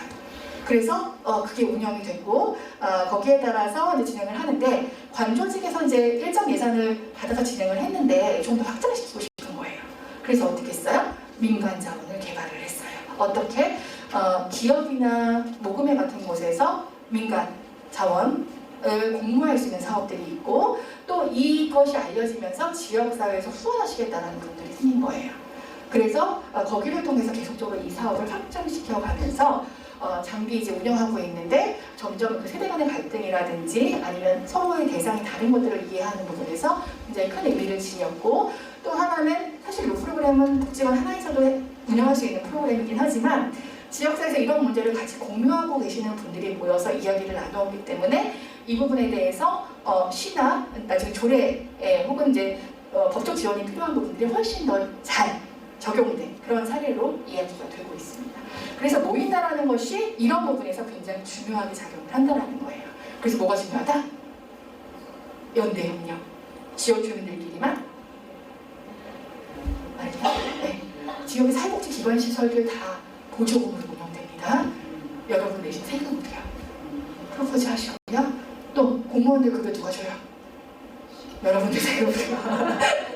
네. 민관 지역 주민이 협력이 될 수 있는 충분한 구조가 갖춰져 있다는 겁니다. 그래서 내편을 만드는 작업들이 주민 참여에서 굉장히 중요한 것 같습니다. 그래서 이런 사례들이 성공 사례로 얘기가 되고 있고 아마 제가 이렇게 설명하고 있지만 주민자치위원회에서 동야매체위원들이 하시는 사업들하고도 크게 다르지 않을 겁니다. 그런데 어떻게 체계화시키냐, 어떻게 더 많은 사람들을 내 편으로 만들어서 여기에 참여시키냐, 공동체, 그걸 공동체라고 하죠. 공동체화 시키냐에 따라서 이 문제의 해결이 훨씬 더 수월해질 수 있을 것 같습니다. 자, 여기까지 제가 준비한 부분이고요. 제가 이제 우리 위원장님이 이 과정을 되게 사랑하시더라고요. 그래서 한번 이런 논의가 좀 돼봤으면 좋겠다라는 얘기를 하셨는데 제가 고민을 했어요. 그래서 이 교육을 들으면서 혹시 어떻게 보면 궁극적으로는 다 이것이 더 나은 우리 지역사회의 삶을 만들기 위한 부분이잖아요. 그렇죠? 그러면 주민의 복지하고 직접적으로 다 연결이 되어 있는 거예요. 그런 부분에서 여러분들이 각기 다르게 하고 있는 주민 참여의 방식들이 있으시죠. 주민자치위원회로 활동하고 계시기도 하고 동야매체위원회로 활동하고 계시기도 하고 여러 가지 방식으로 활동을 하고 계세요. 어떻게 연결시켜서 활동을 더 확장해 나갈 수 있을까요? 이 교육을 듣고 혹은 평상시에 고민도 좋습니다. 한번 말씀을 좀 나눠봐 주시면 어떨까요? 현실하고 네. 이렇게 강의하시는 거고요. 다르죠? 직접 하시는 네. 건 하나가 딴 사이에 맞습니다. 듣고는 있지만은 근데 그게 현실성 있게 그렇게 이루어지는가? 과연 그게 50%일까? 네. 의심이 항상 있어요. 네. 저는 어느 한 곳에만 치우시다 보면 한 곳은 또 소외되는 분들이 많고 그러니까 그게 참 아이러니하고요. 네. 예산을 내려오면은 예산을 그 올해 안에 써야 되는 안 받고 억지로 쓴다는 예산 그것도 저는 굉장히 불합리하다고 생각을 하고 있어가지고 주민자치위원회 참가하면서 그런 게 시작이 됐으면 하는 바람이 있었어요. 네. 그걸 어떻게 해나가야 되는지 잘못되면 혼자만 왕따 당하는 거 그런 생각을 그래서 그게 접근하기가 굉장히 어려운 시점인 것 같아요. 그래서 어떻게 했으면 좋겠다라는 생각 해보신 적 있으세요? 글쎄 혼자 자꾸만 의견을 했는데요. 그 동조를 해야 이제 연대를 하고 연기를 해야 되는데 그게 잘 안 되는 것 같아서. 네. 이런 어려움을 토론하셨는데 혹시 이 부분에 좀 이 강의를 들으면서 혹시 아이디어를 좀 얻었거나 현실과 이상 사이의 갭을 좀 조정하기 위해서 혹시 실천 경험들이 있으면 좀 나눠주실 만한 게 있을까요?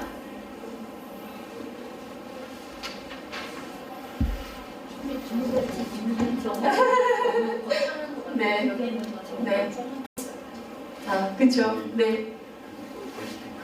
그 주제를 하기에는 시간이 너무 부족한 것 같고요. 제가 좀 도전적인 질문을 네. 한 가지 무서워요. 네.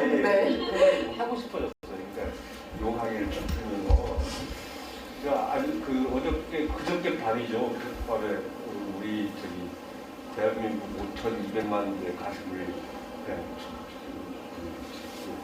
두들겨 패는 사건이 일어났잖아요. 지난번에 옛날에 송파 태문영 가족보다 더 처참한 신림동 발달장애 가족 세 사람이 그 지하에서 물에서 빠져서 죽어버렸잖아요. 그게 이제 굉장히 복합적인 거잖아요. 복지를 근간하고 하지만 그밖에 다른 모든 요인들이 사회적 요인이 겹쳐진 문제가 나타나고 아마 앞으로 한 3, 4년 동안 제가 생각할 때 복지나 이 사회보장 쪽에서 가장 핵심적인 송파 세분자 이상으로 사부가 될 거예요. 그럴 건데 어쨌든 그 현상만 보면 그 대형마트의 시청기업 노동자예요. 40대 여자분인데 그분의 언니가 발달 장애인이에요. 발달 장애인 언니와 그 다음에 자기 딸을 데리고 살다가 결과적으로는 이제 갑작스럽게 이제 막 비가 쏟아지면서 출입문이 안 열리고 창문을 통해서 데려가려고 계속 미쳤음에도 불구하고 돌아도 계속 했음에도 불구하고 결과적으로 외부 지원은 안 알았고 그 다음에 이웃 사람이 옆집 사람이 물을 뜯으려고 두 명이 하다가 결과적으로 물을 못 뜯고 그냥 죽어버렸단 말이에요. 이게 이런 것들을 어떻게 보면 지역사회 보장이나 주민자치나 아니 우리 지역사회가 어떻게 이런 문제를 도우면 함께 살아갈 수 있을까 이런 굉장히 고민이 크게 생겼는데 한번 선생님의 말씀도 한번 들어보고 싶고 아니 제가 다시는 이걸 못할 것 같아요. 농담입니다. 왜냐하면 사실은 이렇게 얘기하시지만 저희가 전화로 굉장히 많은 토론들을 해서 이 과정들을 좀 이야기를 한 거예요.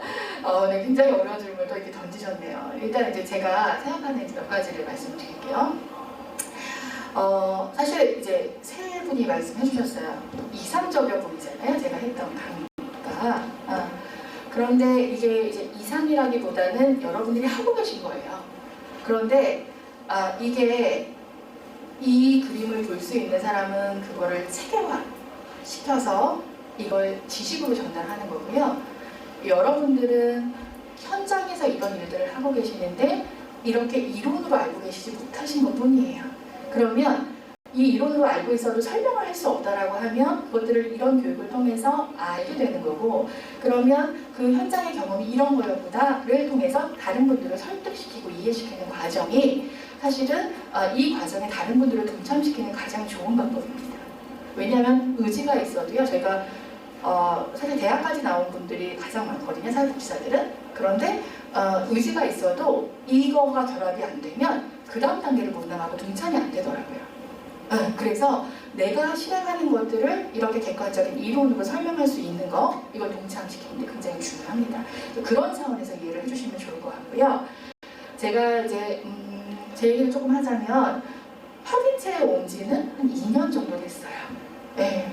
그리고 사실은 고양시가 베이스가 아니라 다른 지역에서 이런 조직화 사업들을 제가 많이 했던 건데 와서 맨땅에 헤딩하는 기분으로 조직 개편부터 다시 시작을 했어요.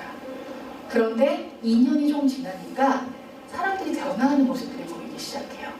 그래서 어떤 부분에서 제가 본다면 사실 여기에 리더는 꿋꿋함이 좀 있어야 될 것 같고 용기가 좀 있어야 될 것 같아요. 그리고 나만의 가치 철학이 있고 그 소신이 확장될 때, 그리고 아까 말씀드린 것처럼 이론으로 설명할 수 있을 때 여기에 동참할 수 있는 분들이 하나 둘씩 생기기 시작하거든요. 그리고 지역의 리더가 참 힘든 게 사람이 어떤 일을 하면 성과가 보여야 되잖아요. 그런데 이거는 꼭 묵히고 묵묵히 가야만 이후에 성과가 하나씩 드러나기 시작하는 거예요. 그러니까 중간에 중도 탈락되거나 내가 왜 이렇게 일을 하고 있지라는 생각들을 하게 되는 경우가 꽤 많습니다. 그래서 그런 나만의 가치 철학과 꿋꿋한 용기가 있어야 가능한 부분이 아닐까 생각을 합니다. 자, 그리고 위원장님 항상 저를 당황을 시키시는데 참 그 상황, 그 사례를 놓고 보자면 사실은 깊이 고민해보지 못했어요. 그런데 중요한 건 위기 상황, 위기 가구 발굴이라는 측면에 본다면 큰 카테고리 안에 들어갑니다. 그런데 제가 이제 궁금한 것은 우리 현상만 보는 거잖아요. 그런데 그 지역에서 그분들이 그런 발달장애 문제를 갖고 있었는지, 그 주택이 계속적으로 침수되는 지역이었는지, 왜냐면 비가 지금만 온 건 아닐 거예요. 그러면 그런 부분에서 지역의 주민이 관심이 있었는지, 지자체에서 관심이 있었는지, 그런 부분에서 이분들이 위기 가구 대상자로 지원이 됐는지에 대한 부분들이 일단 중요하다고 생각이 돼요. 지금 이제 한국 사회는 어떤 체계를 갖고 있냐 하면 사회보장정보원이라는 데가 있어요. 혹시 들어보셨어요? 여기가 뭐 하는 곳이냐면 여러 빅데이터를 가지고 이 위기가구가 될 수 있는 대상자를 발굴하는 체계가 갖추어져 있습니다. 그래서 여러분들이 전기료, 뭐 수도세, 뭐 이런 여러 가지 이제 일상적인 삶을 유지하는 기본적인 정보들이 있잖아요. 각기 다른 부처에서 운영이 되잖아요. 그런데 이게 각 몇 가지 카테고리상에서 3개월 이상 채납이 됐거나 아니면 그런 부분에서 이제 에러가 있는 경우에는 한 군데 사용한 정보는 시스템에 모이게 됩니다. 그럼 그게 지자체로 정보가 내려가게 돼요. 그리고 그 지자체에서는 그것들에 대한 현황을 조사하도록 하는 시스템이 한국사에 되어 있습니다. 그래서 이제 동협이체위원들이 이런 대상자들을 같이 또 확인하기도 하고 이런 역할들을 하시는 역할로 이제 위기가 발굴이라는 명목을 주긴 한 건데 사실은 이거는 사회 안전망이에요. 구조적으로 그런 부분에 대한 체계가 있는 거. 그런데 저는 제가 이제 조직화 사업을 하거나 현장에서 맞물려 보면 뭐 우리가 주먹은 가까이고 법은 멀다 뭐 이런 의미 있잖아요. 그런 것처럼 내 이웃 주민들이 얼마만큼 내 지역사회에 살고 있는 사람들에게 관심이 있느냐라는 부분이 굉장히 크게 영향을 미치는 것 같아요. 혹시 이제 뭐 상황이 좀 다를 수 있지만 재난 상황을 맞물려서 조금 이제 답변드리기가 좀 어려운 부분이 있지만 혹시 그 우유 배달 하는데 우유가 일주일에 2번 배달되는 그래서 1인 독거 가정들을 모니터링하는 사업이 한 지자체에서 운영이 됐어요. 그런데 일주일에 2개니까 일주일 동안 2개 정도 쌓이는 건 사람들이 그렇게 예민하게 받아들이지 않잖아요. 문 앞에 일주일에 2개 정도가 쌓이는 건 아주 오랜 시간이라고 생각하지 않잖아요. 그런데 그 옆집에 사시는 분이 그거 몰랐대요. 일주일에 2번 오는지. 그런데 우유가 2개 쌓여 있는 거에 대해서 민감성을 가지고 이웃을 바라봤던 거예요. 그래서 신고를 했어요. 그랬더니 어르신 한 분이 쓰러져 계셨고 그 시기에 연락이 오지 않았으면 사망했을 수 있는 사건이 발생했어요. 네, 뭘까요? 핵심이 뭘까요? 네, 아까 제가 거창하게 전달책을 다 설명했지만 왜 지역 주민이 중요하다고까지 왔을까요? 네, 체계와 제도권 안에서 국가가 같이 이 기능을 하고는 있지만 사실 살아가는 데 가장 밀접하게 연관이 되어 있는 건 내 옆에 있는 이웃 주민들이거든요.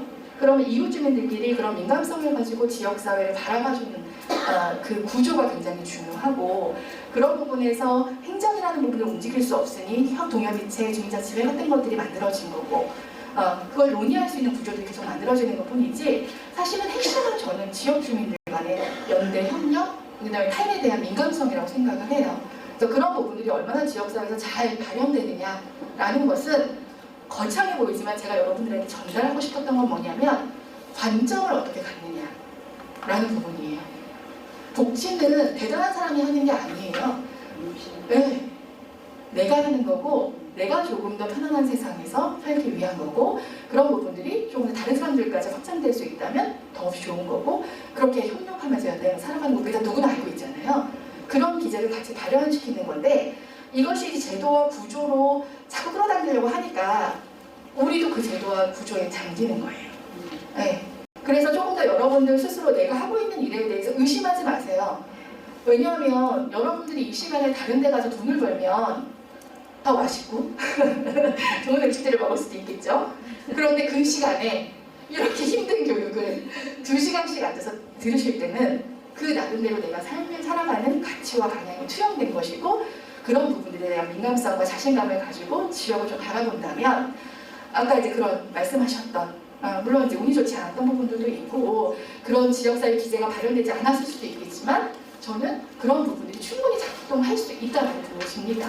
그리고 사실은 이제 이렇게 문제가 생겼을 때 보고된 사례보다 그것이 해결돼서 보고되지 않은 사례가 훨씬 더 많다는 것들을 알고 계셔야 됩니다. 무슨 얘기냐면 신문 보도자료로 되는 얘기들은 굉장히 자극적이고 심각한 얘기들이 보도가 됩니다. 네. 그런데 잘된 것들은 그렇게 또 되게 많이 보도되진 않아요. 네. 그래서 그런 민감성들이 그런 것들을 작동시키고 있다는 사례들이 훨씬 많다는 거고요. 여러분들이 지역사회에서 하고 계시는 활동에 대해서 의심하지 마시고 여러분들의 가치 철학을 용기 있게 실행해 나가시기를 좀 기대해 봅니다. 혹시 2년 뒤에 제가 다시 강의를 할 수 있게 된다면 왜 2년 뒤에요? 아니야, 그 정도 시간 걸리더라고요. 그래서 단체적으로 실행하셨던 것들을 좀 경험을 나눌 수 있는 교육이 좀 한번 되면 좋겠습니다. 장시간 고생하셨고 너무 늦어서 죄송합니다. 감사합니다.